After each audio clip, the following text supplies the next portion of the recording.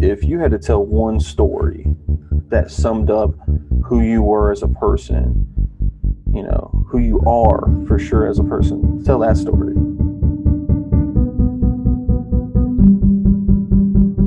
When I wake up every morning, I try and be more efficient than I was yesterday, and I try and be less of a piece of shit than I was yesterday. So if I can get answers to those two questions, I come out a better person at the end of it.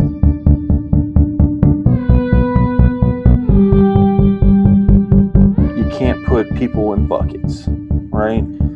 We all are a culmination of our experiences in our past and stuff like that, but we all have a brain, which kind of makes it hard for us to put anyone in a bucket because everyone is vastly different. Welcome to No Universal Answers to the Universe, a video podcast and interview series with Taylor Hall and Kenneth Gibbons. Tonight, our guest is Brandon Hall. Welcome to the podcast. Hi. Good to be here. How are you doing tonight? I'm doing well. It's college back up in swing, but working through it. So where do you go to school, Brandon? I go to Regent University in Virginia Beach, and I'm okay. studying communications there. So lots and lots of writing. How far is that from you guys' house? I would say maybe 3 hours, 3.5. So I do online completely, so I actually don't have to ever go there. I don't think I have to even go there for graduation. So I might just have it mailed to me so I don't have to deal with it. But it's really nice having the convenience. Yeah. So how's that work if you're working with communications, and obviously in this day and age you can communicate online, but is there not any classes where you have to like present in front of audiences or anything like that? It's really weird the way they go about it, because obviously for speeches and for some presentations you need an audience. So some of them just do, you send them a video, you record yourself. Some of them they do where you just kind of live stream it to them. Some of them make you go and find an audience in real life and then videotape yourself giving the presentation to that audience. And you have to do like a pan at the start and the end to prove that these people are still there. So it's kind of silly, but you still get the same writing practice. You still get the same feedback. So yeah, it still works. So with that degree, what is your intent, or what are your plans to utilize that afterwards? So I guess my background with my major, I went into college not really knowing what I wanted to do at all. And then I kind of realized after I finished some gen eds that I could just do generally what I'm good at and not really go for, I know exactly what I'm going to do as a dream job. So I have a background in musical theater and competitive speech and debate. And so I realized 2 years in, oh, hey, maybe I should think about comm. And then I did. So that's kind of how I ended up there. It's just, I figured it'd be easier to do something that I'm proficient at and that I've been doing and that I enjoy.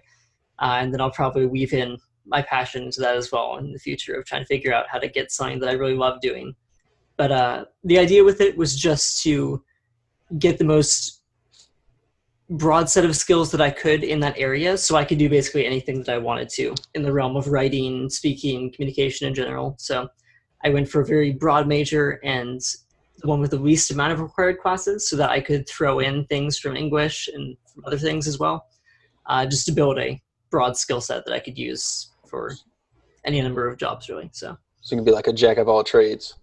Yeah, or at least enough, to where I can perform writing and speaking tasks for a very wide variety of organizations, be it nonprofit or for marketing or for technical writing, just building the building blocks of good communication that you can apply to really anything. Yeah. So I'm going to get off topic a little bit here quickly, and Taylor, feel free to pull me back in. But since you are a communications major and you deal with that a lot and writing for that, I'm assuming that when you write novels, or even when you write, different documentation and stuff like that, when you put it together, you probably have very strong writing skills with regards to dialogue. Would you say that's true? Dialogue is always going to be a hard thing for anyone, I think, just because it's so hard to get that in a natural way. I wouldn't say I'm particularly proficient at it. I can do it, but I think that's something that's always going to be difficult, is coming up with realistic characters and what they would realistically say. Because again, all we have is, no matter how much we know head knowledge wise, we're one person, and it's hard to break out of ourselves and go into someone else's head. So I enjoy writing it. It's a good challenge, but I wouldn't say I'm like amazing at it. That's good. You're obviously being humble and staying grounded, but that is probably the area, in my opinion, where authors that I read failed the most. And you're absolutely right. It is like the hardest part, right, is making everything feel natural and not feel forced. Especially, in my opinion, it falls apart a lot of times at the conclusion of stories, and even at the conclusion of like TV shows and the conclusion of movies and stuff like that. Nailing that dialogue at the end, because once they've made it from the beginning portion to the climax, like what would somebody in that position say after that? And I feel like a lot of times people don't nail it. So yeah, and it makes sense to me, just because that's the part of the story where you're really getting down to the raw message that the author was trying to send the entire time. And sometimes they just say it, and the characters wouldn't say it. Right. But that's kind of the reason I say that I'm not amazing at it, is that I feel like if you ever believe that you've arrived as a writer, then you've kind of already lost the battle. You're like, oh yeah, I got this. You don't got this. You right. really, like, you've got to, I think you have to approach it with the humility of realizing just the absolute breadth of human experience is just something that you should always approach with fear and trembling, if you will, that it's very vast. And it's something that you should always approach intelligently and in a reserved manner, instead of like, I got this. But I guess there is some value in confidence of, just going forward and knowing your characters, but not overconfidence. Right. I would say that I've only ever experienced that kind of confidence in dialogue when I'm playing my D&D character, because it's like the same D&D character that I've always played. So, that's what I love about improv too, is that there's no time to overthink things. You're in the zone of what this character is. You have your motivation, your concept, and you can just go for it. And that's what I love about it. It's just the same magic of theater, is that it's the limited experience, that you're there experiencing it, and everyone else is kind of creating and weaving the story around you. So yeah, that's always fun to do improv dialogue as well. And I feel like that actually might be better than planning, because the more you overthink dialogue, the less natural it is. And that's something that, especially as someone who's been working on a novel for around 8 years now, you can really fall into the trap of going back and editing 10 times before you write something new, and then it's just kind of canned at some points. So you had something you wanted to say, Taylor? Yeah, to narrow in on the dialogue thing a little bit, I won't put the particular author on blast, but the book I'm reading right now, whenever it's more than just casual banter, you can tell when the character's monologue, it's either one of two things: either the author pandering to the audience, or the author getting on a soapbox and just saying their opinion on something for like 3 pages. How do you avoid that pitfall as an author? And Kenneth, you can kind of jump in on that as well. Avoiding that pitfall for me is just kind of making sure that you know yourself and what you're trying to get across, and just being aware of that as you write. Because if you know what you're trying to say, you can be very aware of how you're trying to get that across, and coming up with ways to have that not be contrived and forced. So for me, I always want to know what I'm trying to say, and then I try to figure out what is a realistic situation that another person would have these thoughts in, what circumstances would lead them to this conclusion, and what can I tell that's a good story from this, instead of like, I want to say this, I'm going to have them say this right now. Like, no, you should just write opinion articles at that point. Don't write fiction. Right. I would say for me, and I'm definitely not a pro at this, and this is probably an area I struggle with the most too. I try to be brief, because I feel like in real life, day in, day out conversations, you typically don't have people say more than one sentence at a time in a conversation, right? Unless they're telling a story. But if you're actually having a conversation, I'm not going to sit here and riddle off a paragraph of dialogue for you to rebuttal, right? I'm going to say like a quick hitter, then you're going to say a quick hitter back. Even when you're joking and jovial with people, I feel like it's always quick and to the point. And I have written a character before who was more catty, and who like would talk like that, kind of like what you would imagine like a 16-year-old stereotypical female that you see in movies and stuff like that, who are like just go on with run-on sentences. And I've written a character like that that I removed from the book later on, just to like, so I could go back and read it and say like, this is absolutely not what you want to do, right? Yeah. So yeah, I try and do things like that to where when I go back and reread it, I see it and I'm like, don't do this, you know? Yeah. And I think a lot of writers are scared of uncertainty in dialogue. Like they think everyone says good communication is short and to the point, and it's like sums up what you're trying to say instantly. Like it's okay for a character to not know what the perfect thing to say is and to have that develop over time. Like just, I think writers need to be more natural than they would assume. That they're thinking, oh, I always have to have these really, quick, sharp lines that, really cut to the point and, envelop the truth of the matter. When really you can just have characters say what they would immediately think, or what comes to mind. Right. And like you said, like, yeah, they don't need to go on a huge monologue that perfectly encompasses a topic. They can just say what they would say, even if it's not eloquent and even if it's not mind-blowing. Right. I'll name drop. I know Taylor said he wouldn't, but I'm reading the Powder Mage trilogy by Brian McClellan, which I would suggest to anybody and everybody. It was one that I was not going to read, but I got it suggested to me by so many people, and I have absolutely flown through it. But literally, you could probably take any dialogue out of the book and not put the person's name next to it, and I could tell you who said it, because he's pretty brief and to the point, but he like plugs certain dialogue pieces into dialogue that like is repetitive but not annoying and not detracting from the story, but like little kind of these little tidbits where you're like, that person says that all the time, right? Yeah. And then you realize that in real life people do that all the time. People get on my case all the time because I say correct a lot. So if someone says something that's true, I'm correct, and I get made fun of at work or whatever, but it happens to people all the time. They have these words that they reuse repetitively, and that's real, Yeah. Yeah, I think that's the sign of actually good dialogue, is if you can take out the names, and if you know who's talking still without any context of going back and forth between lines, then you've got great characters, because they can just really speak for themselves. They have their own tone. They have their own worldview. You can just really tell who they are. So I think that's a good thing to have. It's a bad thing to have if you have one as an author. That's a tick, and you use the same tick for every character. But having individual ticks, I think, is really good. Right.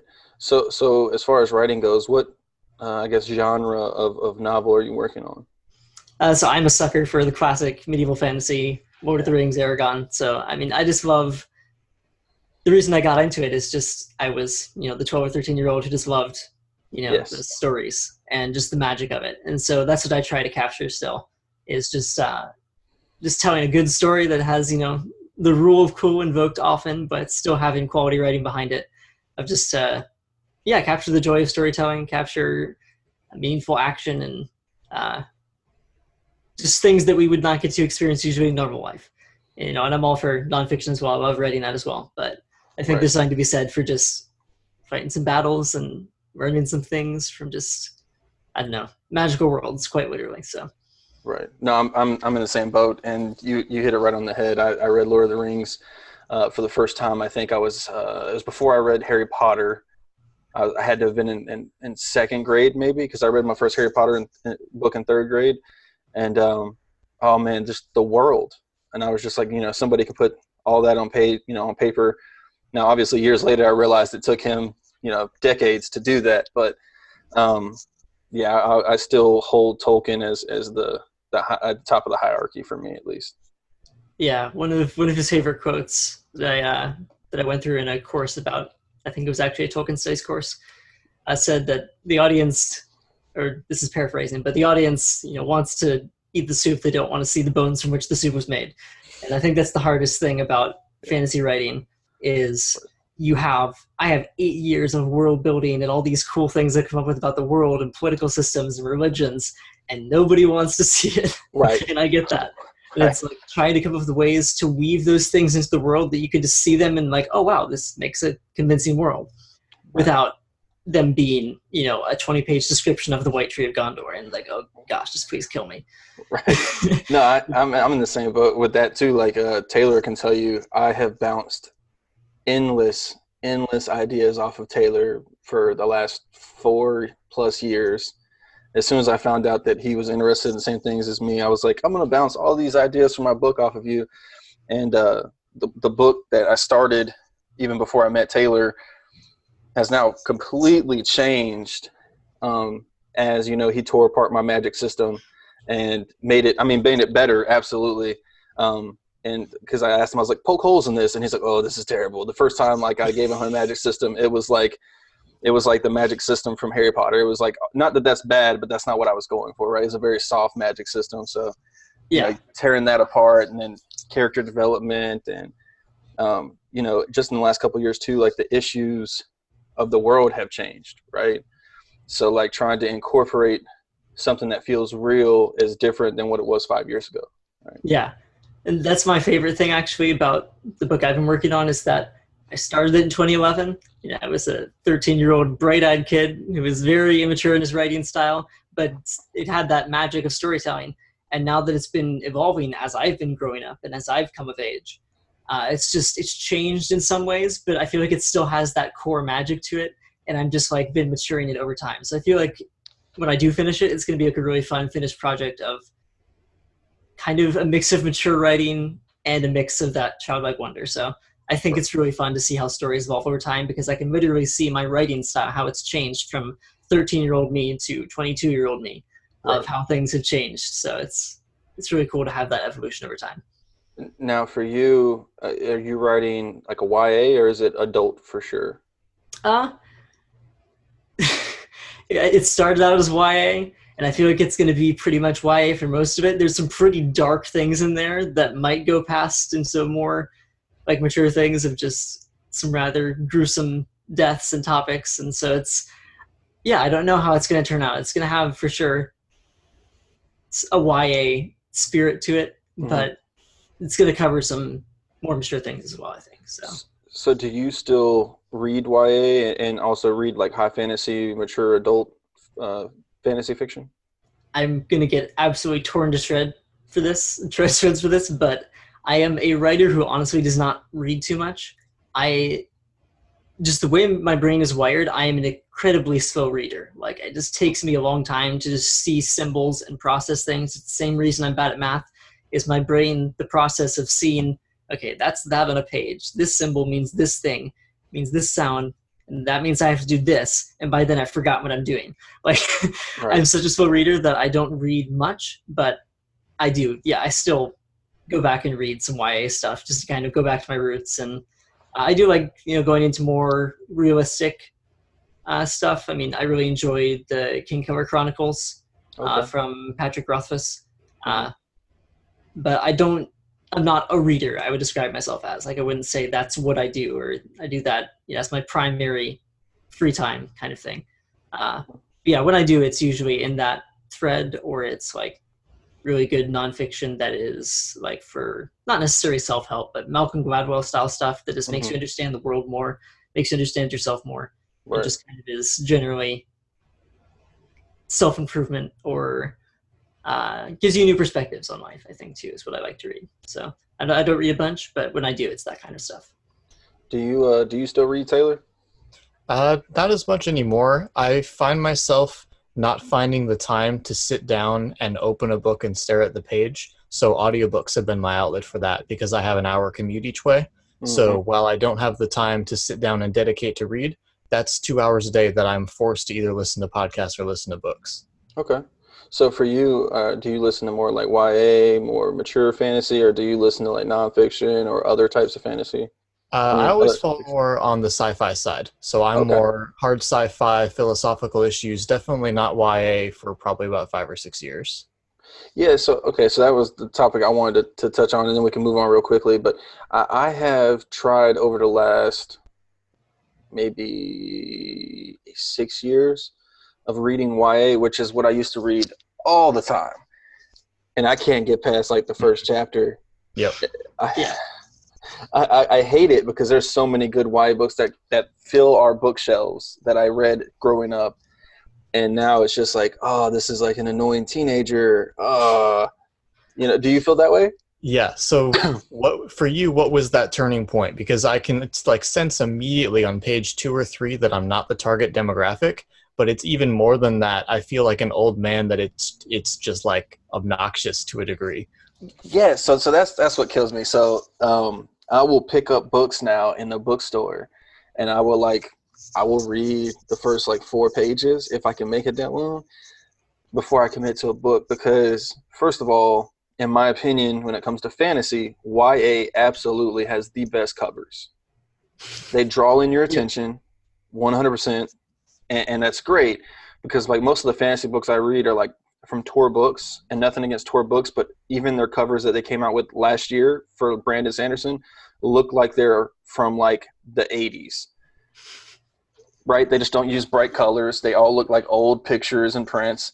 So visually they always catch me, and then I read 2 or 3 pages and it's immediately I feel like I am a 25-year-old in a freshman class, or 26-year-old in a freshman class, and I clearly stand out, and it just feels awkward sometimes. I'm like, Yeah. I drop those too. Like, it's got to be good YA for me to read it. Yeah, and it's funny because it's like critically acclaimed, YA. Like Tab still listens to Harry Potter on Audible when we get in the car, and even I struggle with Harry Potter, which is a series that I read probably 5 times between elementary school and high school, and I can't do it anymore. Like, I just want to slap Harry upside the head and tell him to get with the program. It's Yeah. I feel bad for it because like it is good writing for what it's supposed to be, right? It's just not what I read anymore, which is sometimes frustrating. Yeah, and I think you just encapsulated what I want to do with my writing, is that I want to have the magic of YA that I loved as a kid without the cringe that I have reading a lot of YA nowadays. It's like I just want to have a good story that can be, fantastical things, but it's done seriously and it's done in a way that is going to be productive and cover ideas that are worth pondering. So Right. I think that's what I'm aiming for, is that, like, I say YA, but I guess I kind of want YA that's kind of aged well. Right. No, and it is out there. So I am in the class that thinks like Game of Thrones. It's obviously clearly not a YA, but he writes 100 characters that are between ages 12 and 18, right? In his books that are primary characters for most of the series, right? But he writes them in a realistic way for his world, and he writes them in a way where if they are annoying, he gets that point across without like pounding you in the head with a nail, right? And then he can always kill them if they're really annoying, which he does for everyone, I guess. Right. Sometimes he actually leaves the annoying ones and kills the ones you want to keep. So Yep. So I just wanted to get you guys' opinion on that. Now, Taylor, are you working on anything writing wise? For those people who don't know, Taylor is our dungeon master, so he does write quite a bit for D&D. But outside of that, Taylor, anything? No, that's something that I've struggled with since probably sophomore year of college. There was a couple of years that I took a run at NaNoWriMo, and I made it maybe 20, 30,000 words in on each of that. But it takes so much out of me, kind of like we discussed on the very first episode with Ruben. It's such an emotional commitment for me to sit down and write that I just have not taken the time in probably 4 or 5 years now to put myself in that headspace and put something on paper. I will look at a blank piece of paper and nothing will come out of the pen. So I don't have that issue, and I'm gonna ask Brandon here in a second what issues he struggled with writing. My issue is you spend so much time putting this world a world together, right? The first novel I tried to write was going to be really a novella, and it was about vampires and werewolves. Underworld is absolutely going to be a YA, and I was 14 at the time. Yeah, I was a freshman in high school, and it was like I thought through this whole world, plotted it out. That didn't take me very long because it wasn't going to be a very deep structured world, and it was a secondary world, right? So it's still based in our world. and once I got all that done, I didn't want to write the story because I felt like I already knew the story. Like I'd already read the book in my mind, and because I had put the plot and outline on paper, and I did not want to write it. So then I had written maybe, I don't know, 20 something pages at that point, and one of my good friends, she was the one that was reading through it and everything like that. I just gave her the story because she loved it. She's like, I want to see more. I'm like, here, you can have it. You can finish it because I'm done. Have you guys ever experienced that? Yeah, freeze that moment right there, and that's why I'm a dungeon master. Because I prefer to build worlds, and I let you guys, or whatever players I have at the time, insert your characters, your personalities, and tell your stories. I build settings, and that's where my creativity stops in that venue. But Brandon, go ahead. Yeah, I run into the same thing because I consider myself primarily now like a world builder because a writer writes, and I honestly don't write enough. So it's something that I've always struggled with, and I've come to the conclusion that if I'm going to finish a story, it's something that I need to be invested in, either because of someone else or for something that I care about, or just something I'm excited to tell about. Because as much as I can love a story and plan it out and build the world and have moments I want to do, if I'm sitting down and I don't want to write the story, like, there's no point. It's not going to happen. I've just vision at this point that it's not going to happen. And so it's like the only thing that I have finished recently was like a 33-page something, and I wrote it as a birthday gift for someone. And so that was my reasoning for finishing that, is that I cared about that person, and so I wanted to give them something that was meaningful.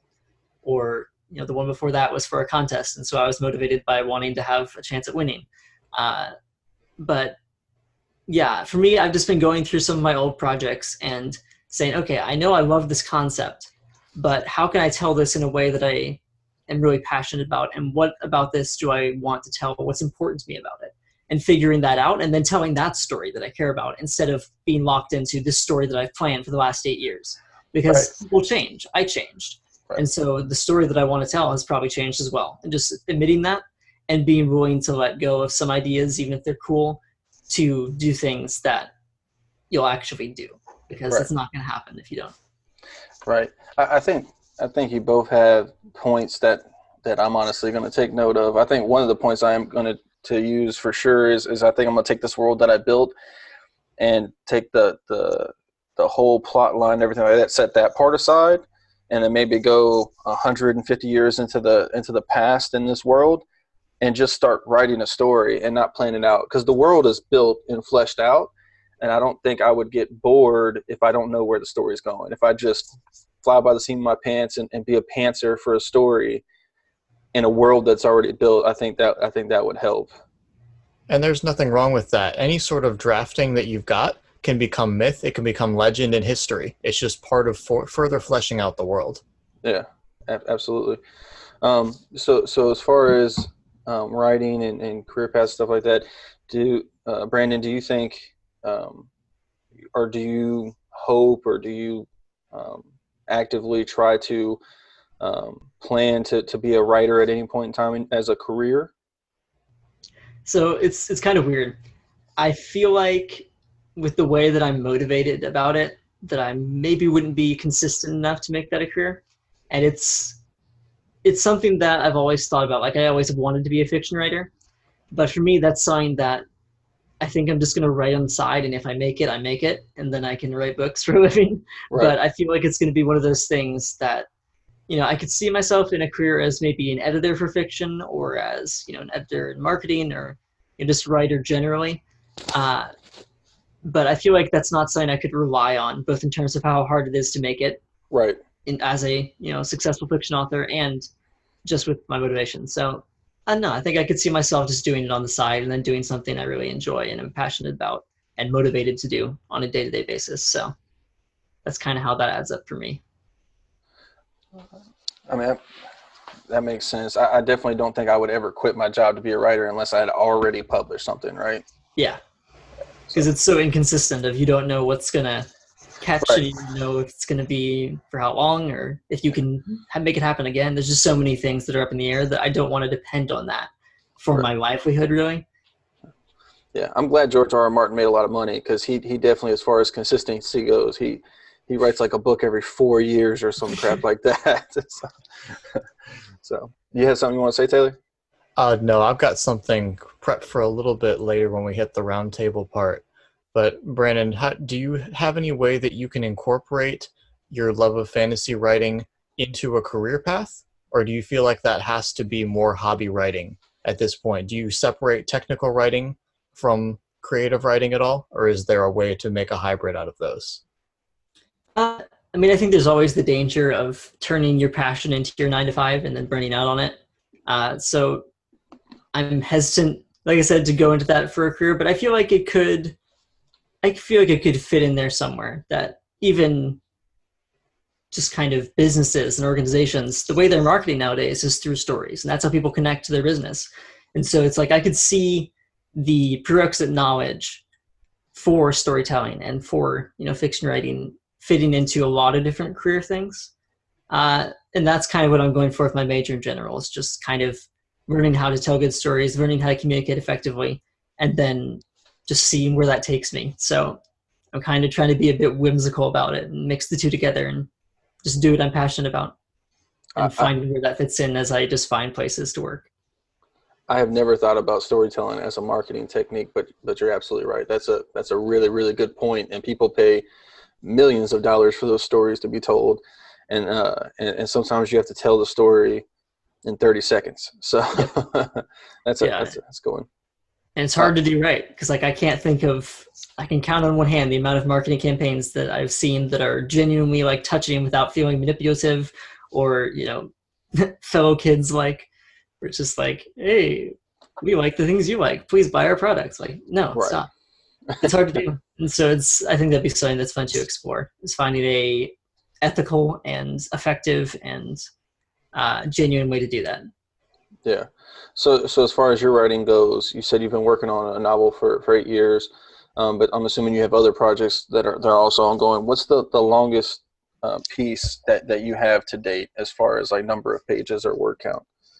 I got 40 pages into a draft of the novel before deciding to rewrite, and the most recent one that I did that was its own complete finished story that I actually wrote was around 33 pages, short story.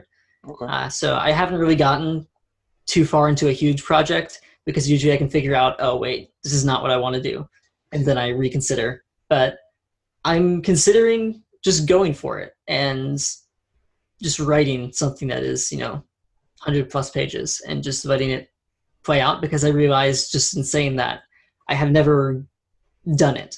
I've always just second guessed and come back and be nah, that's bad, I don't want to do this.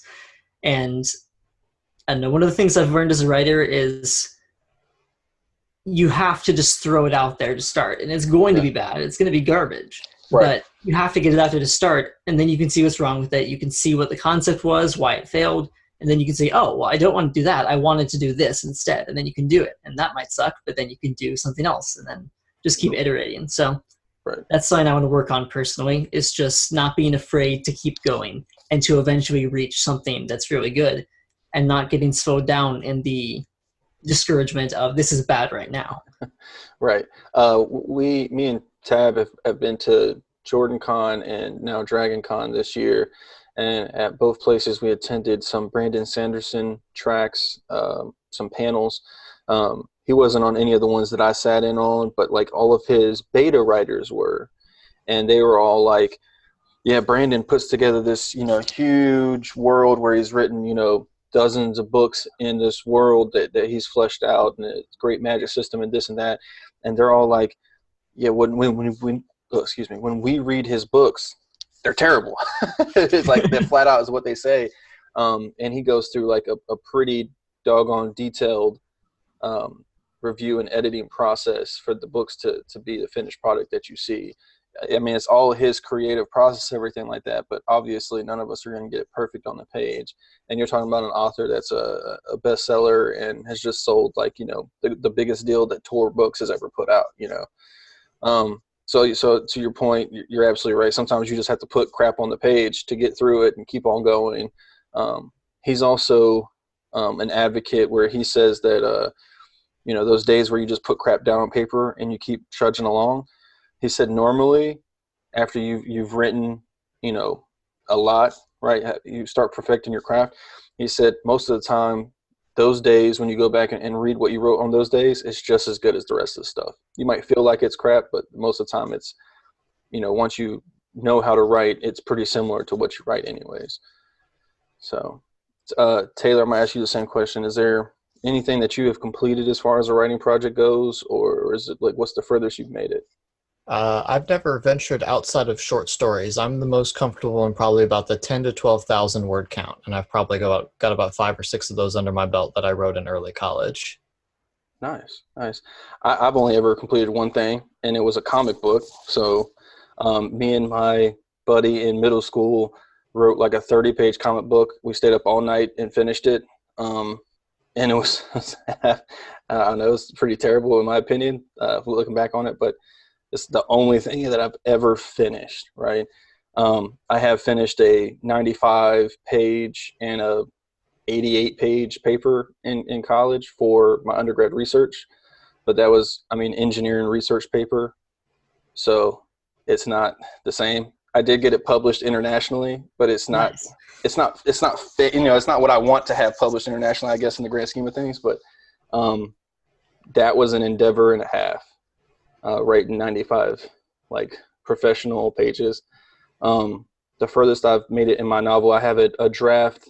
My older draft of this novel is at like the 50-something page mark. And the new draft is at like 40-something pages. Not nearly where I want it to be. I anticipate that this book will be over 300 pages, so I'm pretty far off. The first draft that's 50 pages, though, I did write 25 of those pages in one day. So I have the potential to put out a lot. It just sitting down and writing is the hard part for me. So, Taylor, I think we're good to move on to the round table if you want to start that up. Sure. So a little bit off topic, but I'd love your guys' opinion on it. I was reading this week, Stephen King has written so many stories and short stories at this point that not all of them are going to be published in a professional capacity. And he has released a lot of those that have not been optioned for major Hollywood films as under a series that he calls Dollar Babies, that essentially film students can license the rights to the short story for $1 as long as they use it for a non-commercial project.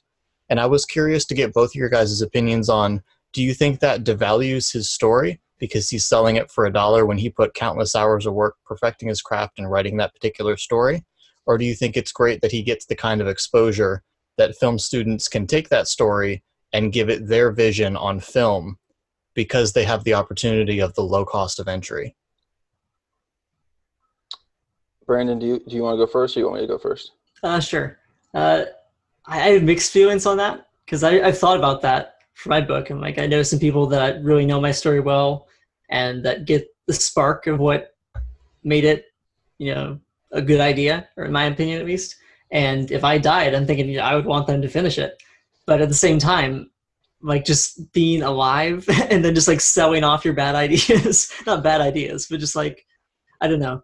I feel like it wouldn't have the same spark to it. Because I feel like every story starts with either a scene or an idea or a concept that you're excited about. And you're like, I want to make this a thing. And if someone just sees it written down, they might not catch that same spark. They might just create a shell or a husk of the idea. And I feel like it might not ever have that same vigor and spirit to it, where it was actually an idea someone was excited about. And I feel like you have to have excitement in creative projects. Otherwise, it's just going to be lifeless and kind of bad, but not necessarily in terms of writing, but just like it doesn't have a soul. It doesn't come across well. It just seems kind of generic and as boring as the author was bored writing it, I'm going to go in the complete opposite direction for my response. I personally think it's great. I don't think it devalues his writing. So in my opinion, if I ever finish a book and it's whatever, one of my big novels is The Hopes, right? If it's 300 pages, I don't care if I ever make $1 off of the book. The fact that I finished a book and I know I have people who will read it, like that is where I feel like I've made it at that point, right? Like I want to make a book, because growing up I always read to escape. I want to make a book like that with this great world. I also feel like he's doing something that is one of my personal favorite hobbies, like helping kids out in general, right? So like selling them for $1 to students, I think is great. And I would say that Brandon's point, I agree with the fact that you definitely want to have excitement and have like an integral, like emotional attachment to what you're putting out. But I can tell you right now, I'm not even a film student, nor do I ever think I would ever be able to direct or shoot a film or anything like that. But I would be absolutely ecstatic if I was making a film for a piece of literature that Stephen King wrote. I mean, that's pretty big. So I think that they'll do it justice. And I will go out on a limb here and say that Stephen King books in general have a real knack for not being translated to the screen very well, right? He's optioned a ton of his books, and I would say that like there's a few that like I would watch again, right? So there's been very few of his books, in my opinion, that have actually made it to the screen with the same vision that he had in writing it. Yeah, and I think that's a fantastic opportunity that's given them too. Like it's like objectively really cool that he's doing it. I think it's going to have some great results. I just like have skepticisms of like if those do them justice necessarily. Right. But yeah, I agree with you actually. That's a great, like from the perspective of a student, I would love to have someone think I can just take their idea and turn it into something. Yes. And like, yeah, this is a cool opportunity. Oh, yeah. So Brandon, to take your cynicism and turn it on its head, if your story had to be translated to another medium, be it like painted art or film or a game Musical. or a stage, 100%. you want yours to be translated to a musical. Can you extrapolate on that at all? Oh, I just think it'd be a blast. Like, I don't know if it actually translate well in terms of writing, but I think when you have a story that's trying to tackle like emotional, philosophical issues with like a lot of tragic events happening, it's just like it's asking to be dramatized. Can you imagine that? I absolutely cannot stand musicals like at all. But like Lord of the Rings, the musical, I would go to that, right? Oh, like yeah. That exists. That already exists. Wait, no, I know. but like I'm saying, like that world, like I would go see Game of Thrones, the musical, like, right? Like it would probably have a lot of like live nudity, which would be a little bit weird, but everything else would be like phenomenal, right? That I would see that, Brandon, for sure. Kenneth, same question. Any one of your particular stories, is there another medium that you think it would translate the best to? So if you had asked me this question 10 years ago, I would have said movie, like hands down movie. After watching what HBO did with Game of Thrones, right? Absolutely butchering the content, which is a little frustrating, but what they did for a show, I mean, there's 80 something hours of that world. Like you can sit in Westeros for 80 plus hours. I would say TV show for sure, just for simply like longevity. I am so excited now because Game of Thrones, like I think Lord of the Rings opened the doors for Game of Thrones. I think Game of Thrones has now opened the door for Wheel of Time and the Lord of the Rings again, because they're going to make those shows, right? Amazon has both the Wheel of Time, which by the way has 14 books of material to pull from, and then Lord of the Rings, and they have optioned the whole Second Age, like 2,000 years worth of Tolkien's world that they can flesh out now on a TV show. I'm so excited. What about you, Taylor? The stuff that I've written, I don't know how well it would translate. If I had to kind of extrapolate to my D&D campaigns and stuff, I'm going to be a little unconventional and say still art. I'm a big fan of the philosophy in film of every still in a movie should be a painting. Like the cinematography should speak for itself before a single character shows up, before a single line of dialogue is spoken. So I would love to see stories encapsulated in single images, be it photography or paint or anything like that. That'd be awesome. Really neat. Yeah, that'd be really cool. You brought up something there at the beginning that I thought you were going to go down this path. I think like if you could create a world where they would make like a tabletop kind of role-playing game for, kind of like D&D, obviously, for that world, that would be really freaking awesome. Like people playing new characters in your world that you spent whatever 20 years on, especially for people out there like us that obviously are just primarily world builders and can't write a book. That would be pretty cool in general. Yeah, and it's not an unheard of concept. I've seen that happen with a couple different kind of indie authors, and there are larger scale commercial projects like there is a Game of Thrones tabletop RPG and stuff. Unfortunately, the commercial translations don't work as well, but I think you very easily can just add game mechanics to a world Bible, and that just becomes a tabletop rule set. Right. That's what it was crazy about it too. I would love to have like my story come across in a game, like a video game. I just don't think anyone's done it. Like Skyrim set the ultimate pinnacle for that genre, and I think since they came out with Skyrim 5, I think it has actually like went downhill, right? Because now it's all massive multiplayer online, and you don't get the story, like the same story telling, right? Yeah, I feel like games are not usually very easy to adapt things into, just because the mechanics have to somehow match the story being told, and it takes a very knowledgeable and very good team to figure out what made the book great and to figure out what makes a game great, and then actually make them into something under a budget, under a time constraint, and still have something people want to buy. Right. Now, let's reverse that, because it's a series that I know you guys are both fans of. Would you guys read Dragon Age the book? Oh, yes. Absolutely. I would read volumes of that. I would play a tabletop, Dragon Age. For sure. Yeah, no, I had no follow-up to that. I just thought that's a good point. That's like, I'm going to start reading The Witcher because I played the games and they were terrific, and they pull from some of the content of the books. But now that, Netflix has optioned The Witcher for a TV series, like I want to read some of the books. I hear that it's by a Polish author, and apparently it's like the best-selling fantasy in Poland. So I want to read that and see, give that a try. So I want to jump back real quick to something that you said a little bit earlier that I really kind of identified with too. Is you said basically that, I want to have finished this novel so I can say I completed it, and so I can say, and give it to people and have people read it. And I just realized that the way I've been approaching my book, I've always said I want to write a novel, but I guess in the past couple of years, I've really meant I want to have written a novel. Yeah. And I'm just realizing that that's probably not a very healthy mindset to have as a writer. I'm like, oh, I want to have done this really cool thing, but I don't want to do the work. Like right.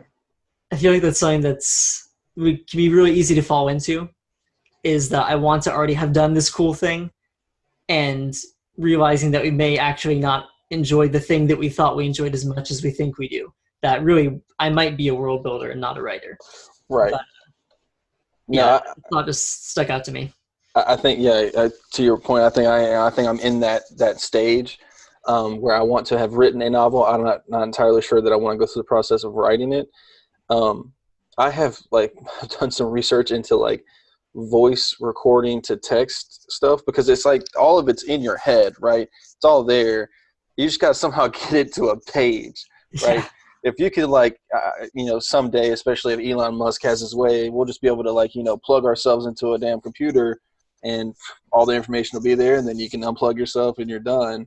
But I've thought about this. I also don't think that I would enjoy that as much, right? I think the process, there's something about it that still garners some sort of lust. It's like a lustful situation. Like you want it so bad, but it's just like when you have it, it's not what you thought it was, right? Yeah. And that difficulty that's why I write. Even though I see that I might not be a writer in terms of, oh, wow, I always love to write things.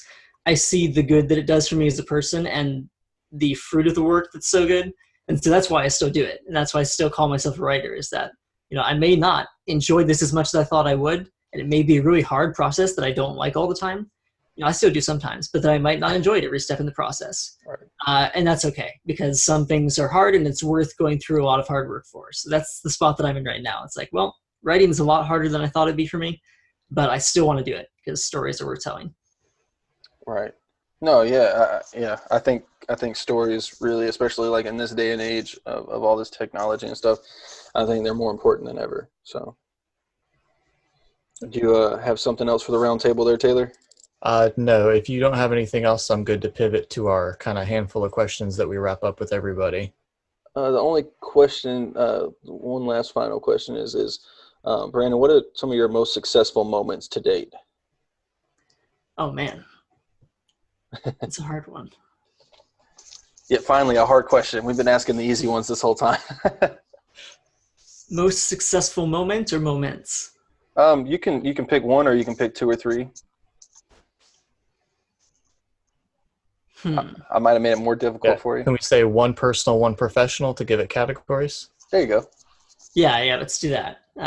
Professional, I just recently had an internship at a international kind of media organization, and I actually got to publish an article in their magazine. So I've been published the first time as of this summer. So that was a great moment just to see, something on paper that you wrote. And Congratulations. Also, I also got to write like the department sign, like the purpose statement for our department, and it got put up on the wall as a sign. So that was also a really cool moment professionally. But personally, I feel like it would have to be breaking or getting to nationals in competitive speech and debate for the first time, because I tried for I think 3 years straight, and I missed it by one round the first year. I missed it by one round the second year, and then I made it the third year. And so I was just like, it was the culmination of all my work in high school of trying to become a better speaker and a better debater, and just finally getting that kind of catharsis of like making it. It's like, well, now I don't care how I do when I get there, but I got there at least. So that was fun, getting to nationals and debate. That's awesome. Congratulations. I'm glad to hear that you didn't give up. Yeah, I came at it with like a fire that last year. It's like, the years before that, I did my own style, which is just kind of, having fun and doing what I enjoyed. And last year was just like, try hard. I am going to nationals and no one's going to stop me. There you go. That's really cool. Where was nationals held? I think it was I'm trying to remember. I don't remember the venue as much as I remember what I did there.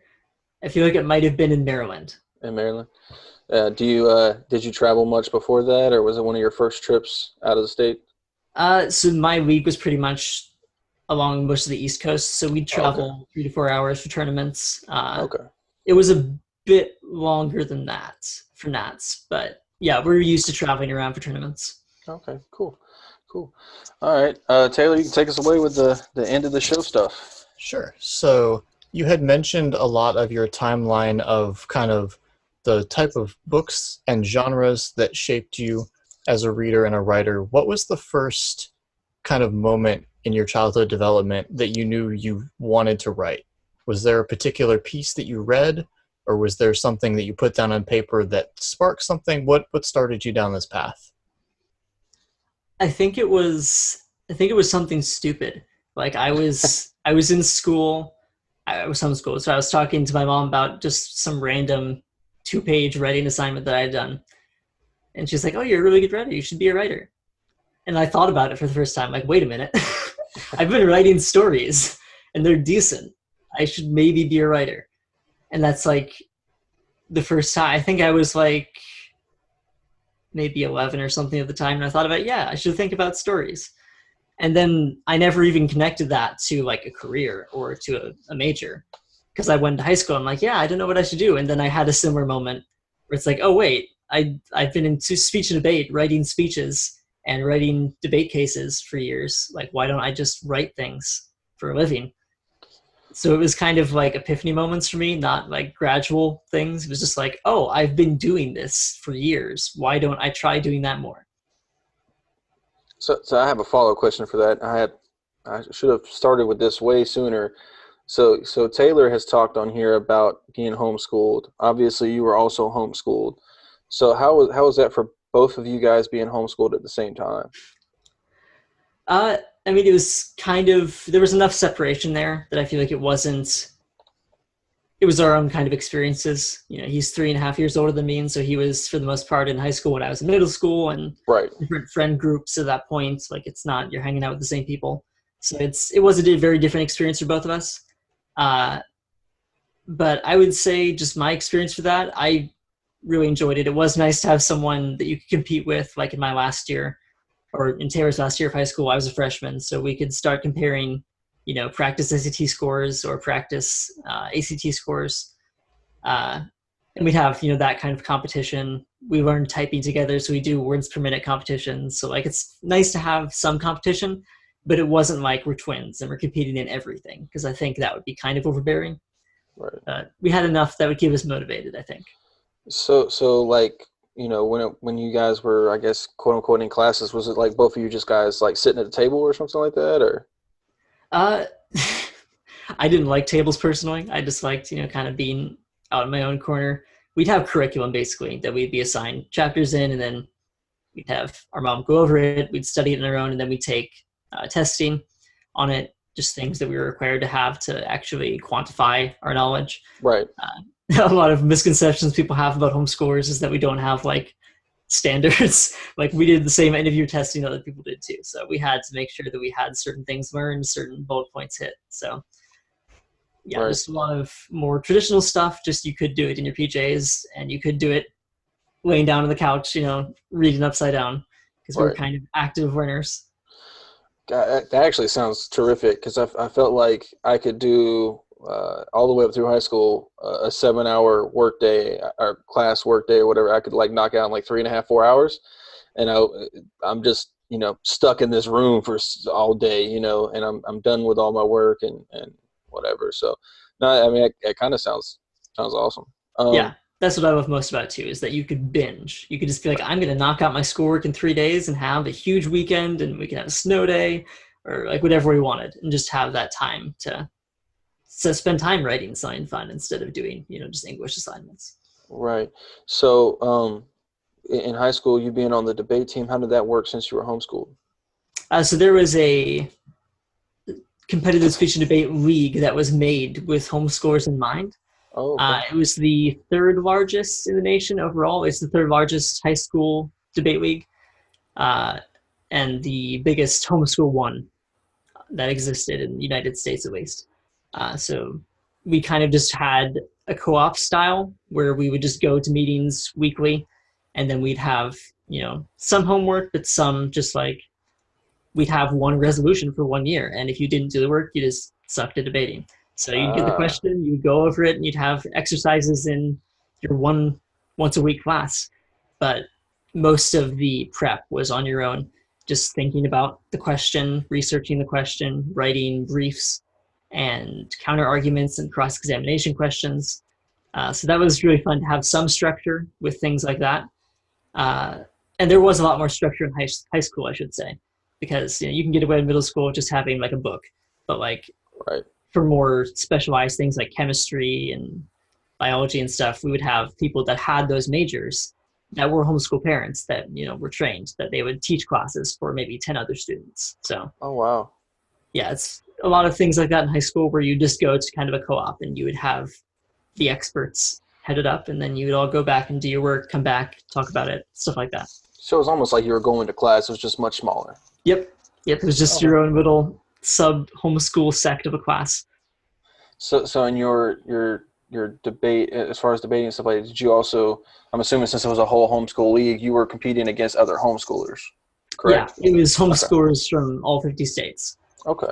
But the way it was structured was each person had their own multi-state region. So I was competing along the East Coast, and there were other people that were competing in Hawaii, other people, you know, near California and stuff like that. So. Okay.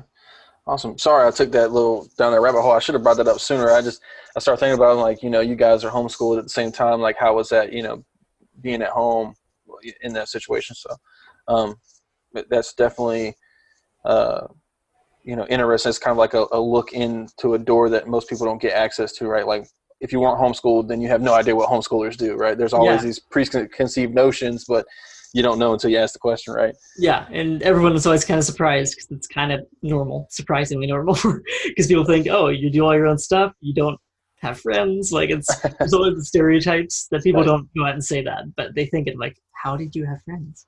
I'm like, Right. well, I just had friends that were also homeschooled. Right.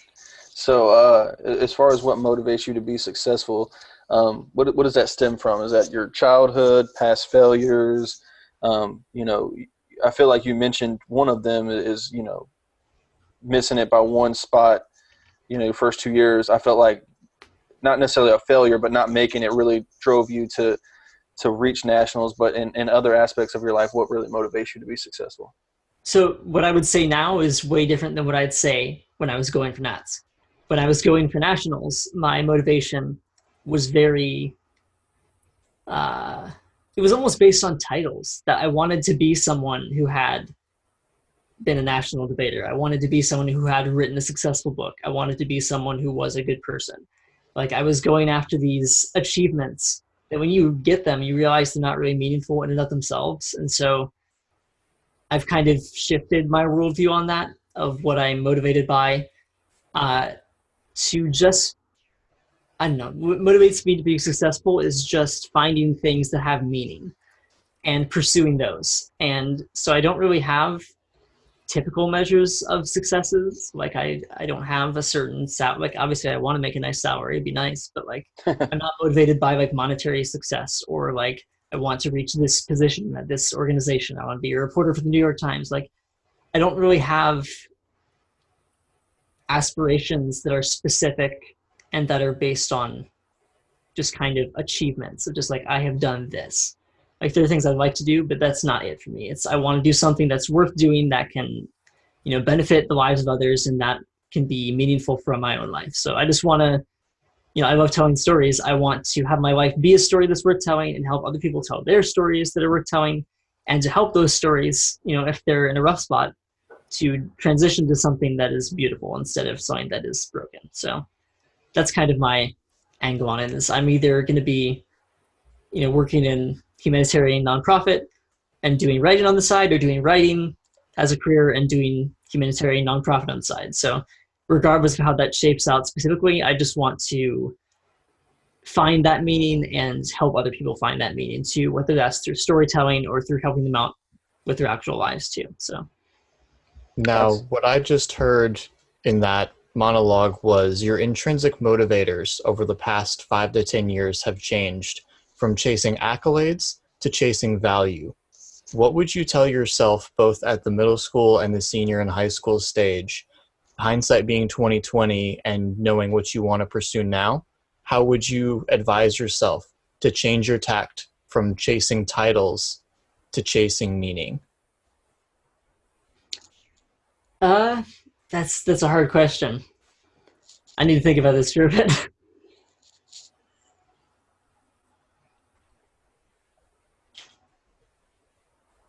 I feel like I would tell my middle school self to not care as much. That it really doesn't matter in the grand scheme of things. None of this you're going to remember in maybe 2 years, maybe even 1 year. And it's not worth stressing over and worth just being distraught over. I would just basically tell myself that all the work that you're doing to make people think that you're a good person and that you're successful and all those things, it doesn't really matter. Like that's not where the meaning and the joy comes from, is having gotten your award and having gotten your title. Like it's not worth it. Just do things that you love and help other people do things they love, and just produce good into the world, and that will be enough. You don't have to prove it, you know. so. What about for your senior and high school self? uh I would tell my senior and high school self that regardless of how things seem right now, that you should never underestimate life's capacity to change, and that no matter how hopeless or terrible life might seem now, give life that chance to change, and it will eventually. You know, it's not always going to be as bad as it is now, because for me senior year was a really rough time, and I didn't know if I was going to make it through that time, and just telling myself you're going to make it and life will be better someday, just hang on to that it will be someday better than it is now, and that's enough to get you through. So that's what I tell my senior self. Now, Kenneth, give me 1 second, because it's Yeah. funny. It's when we did the one-on-one episode, I gave pretty much the same answer to that question, and it's just funny to hear that echoed. Yeah, so that was going to be my 2 points. One point was like that was like a mirror image of what Taylor said. The second thing is this is now episode 6 with a guest, correct?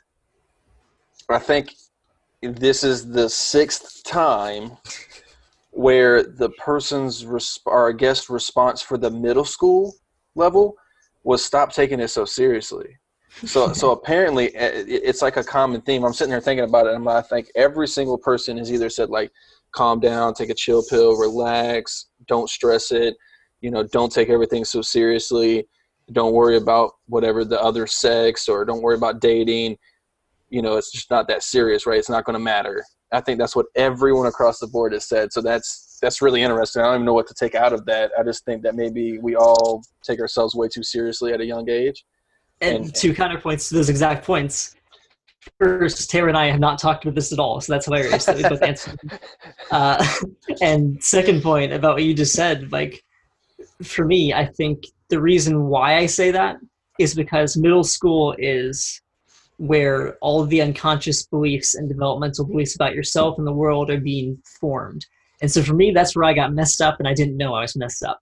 And so I feel like if I had a way to tell myself that I was wrong about, chasing perfectionism and that being it, that's what you base your value and your worth and your life on. Right. I would say, yeah, what people think about you isn't as important as you think it is, with the concept of this is going to mess you up in the future if you believe this. Right.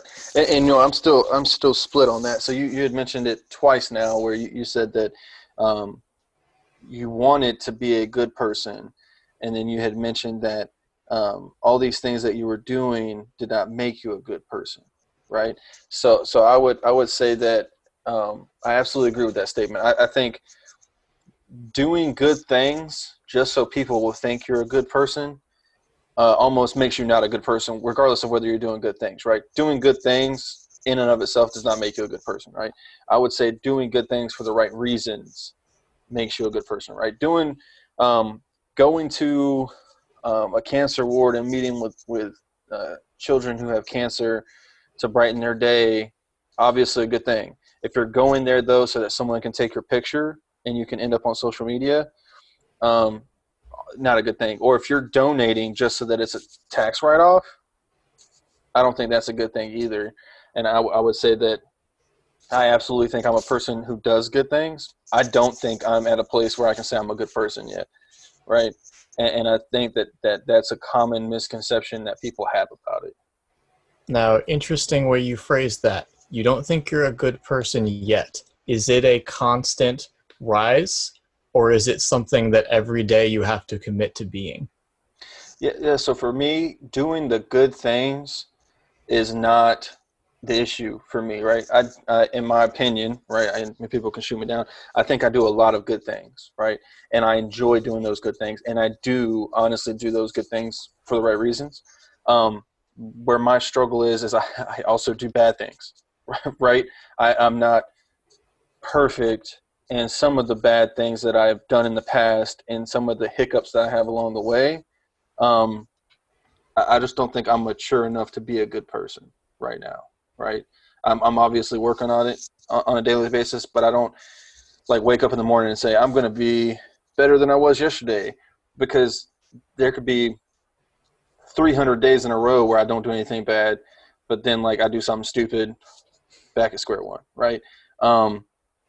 So I definitely think it's something that I am working on, but it's not something that's like I have to actively tell myself, "Well, be a good person today." I don't know. It's a weird gray area for me. I'm glad that we have each other to bounce off of as co-hosts, because that's my quote in the intro to this show is Right. Every morning I do have two creeds that I say. I wake up, hit the alarm clock as hard as I can, and say I want to be a better person than yesterday, and I want to be more efficient than I was yesterday. And that's just, if I don't do that, I don't have a goal for that particular soul. You know what I do every day, in all honesty? The only thing that I consistently do every single day is I smile at myself in the mirror. I mean, it could do Right. worse. No, it's because like I refuse. I will never, and I hate people who do it. I will never be the person that's like, I woke up on the wrong side of the bed today, so I'm just going to be an asshole. No, absolutely not. I think that the one thing that I do strive to do every single day is laugh, enjoy myself, and realize that I'm not going to be here forever, so enjoy it while I can. Everything else is secondary. I don't let stuff like stress and stuff like that wear me down. I don't get depressed. I don't. I try not to get sad.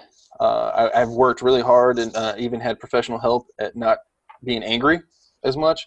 I just try to be happy all the time. Now I do fall short a lot, but that's my goal. Every day I do smile at myself in the mirror, and I refuse to be the person that one day wakes up on the wrong side of the bed. So Now, Brandon, to loop back around, you had mentioned that you're working more towards creating value than chasing titles and accolades. It is still good to have tangible goals. Is there a trophy or something that you're chasing right now? What is your next big physical milestone?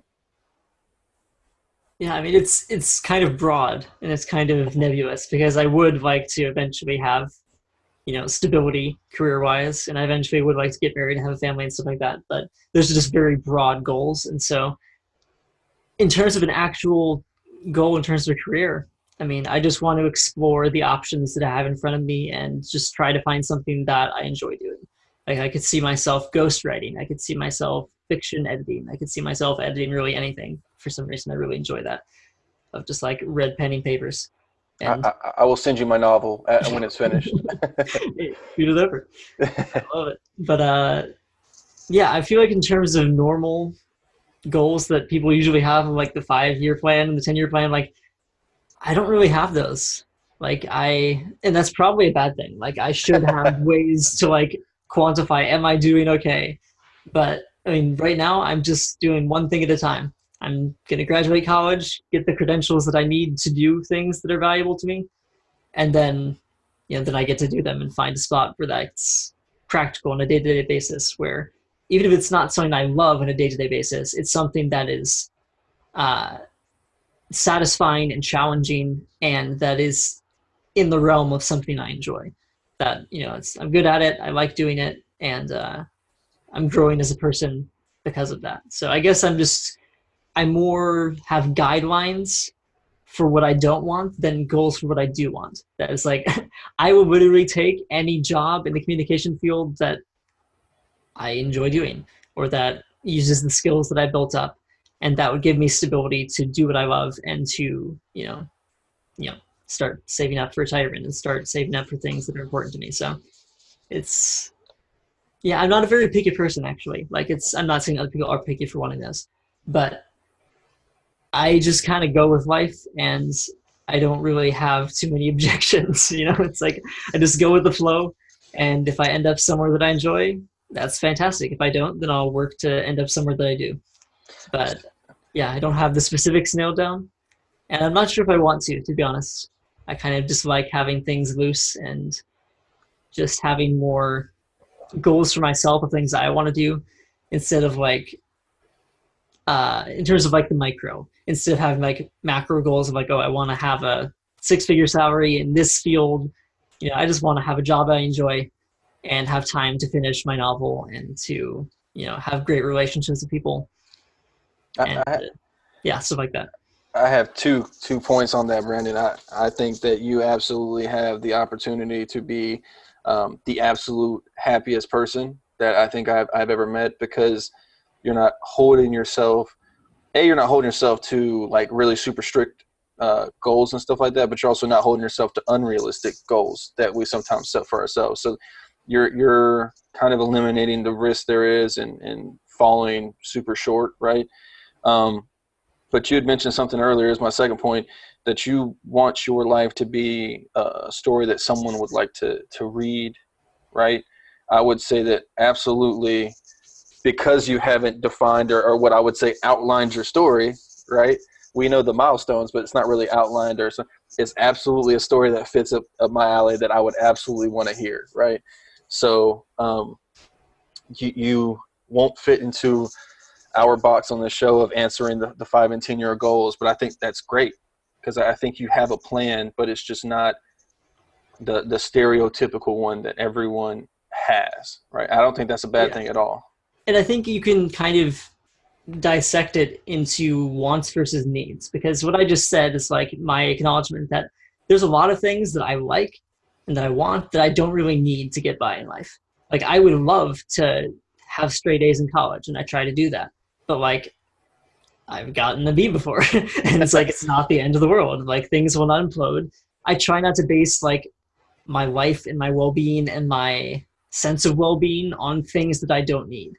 So it's like if things, you know, did crumble and I somehow didn't end up finishing college, like I really want to finish college. That's one of my goals, is to make it through and get a degree and then get a job in that field. But if it doesn't, I'm going to live and I'll find out something worth doing if that happens, because you just got to roll with the punches. So you've unlocked it. We've talked about mental health on here a lot, and you just touched on mental well-being, and the point that you brought up is something that for the most part, people I have spoken with who do struggle with mental health are not capable of grasping. Right? They always go to like, what's the worst case scenario, and you just kind of unlocked it. Hey, if you know, I want to make all A's, the worst case scenario is not making an A. Right? You make a B. But then you realize it's not the end of the world. Like it's not going to implode, like you said, right? And sometimes that's like the cradle for them, or the hurdle, sorry, for them. And you know, like had the conversation with my wife where she's like, you know, I don't know if we can afford this. And I'm like, okay, if we can't afford it, people repossess it, our credit goes down, we live in a box underneath the highway, and we walk to work. Worst case scenario, right? Is that realistic? Absolutely not. Would we be alive? Absolutely we would, right? So like it's not the end of the world, right? So I know that was a very drastic statement, but I make that statement to her because it's just like that is the absolute worst case scenario, right? But I feel like from a mental health standpoint, you are absolutely marching down the right path because you're setting yourself up to be successful, even if you don't become, you know, the Bill Gates of the world, right? Which is great. Yeah, and I've tried to make it as personal as I can, because I don't care if everyone else sees me as like something that's super important and super crazy good. Like I'm me. I want to have a life that I enjoy and that I think is worth living. And so it's like I don't care if everyone else says that's worth living. If I hate doing that, I'm not going to do it just because people are like, hey, that's cool. I'm like, no, I want to have a life that I want to have the life I want to have. Right. You want to be you. Yeah. And that's another common theme amongst the guests that we've had on the show, which is great. I don't think enough people want to be them, right? You're Brandon Hall, right? You don't need to be Bill Gates because there's already a Bill Gates out there. That's actually when I coached debate for a boys' school, I think 2 summers ago. That was actually how I kind of trained them a little bit of how to approach things, because a lot of new speakers and debaters, they look to people who are doing really well and they, you know, succeed at every tournament. They're always placing, and they try to copy them. Right. And what I would always tell them is your greatest weapon, the best debate skill you can bring to the table is your own personal experience that is genuine and true and that you believe in it. Because at the end of the day, debate is all about being able to talk about a certain topic for, you know, very eloquently and very succinctly for a period of time, and doing it well and being able to convince people that this is true. And there's nothing more convincing than what you believe is true. And so if you can find a way that your case says something you believe, you don't have to memorize your case for 2 hours before every round. You know your case. You just stand up there and talk.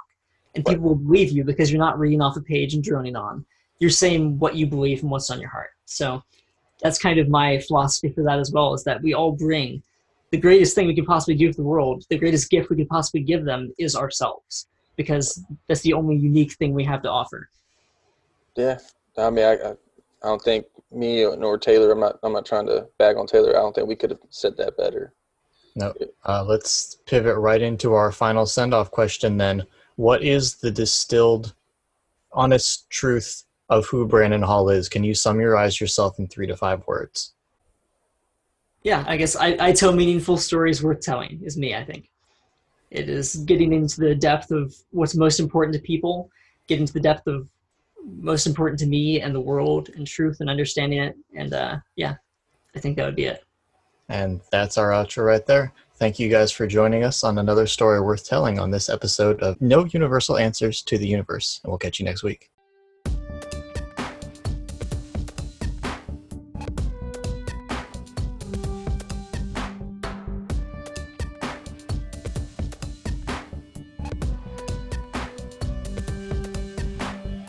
No Universal Answers to the Universe is an interview series by Taylor Hall and Kenneth Gibbons, which releases on YouTube and all podcast platforms every Monday. If you have any questions or would be interested in being a guest on the show, please contact us at nouniversalanswers@gmail.com or via our Instagram page at no_universal_answers. Thank you for listening and have a great night.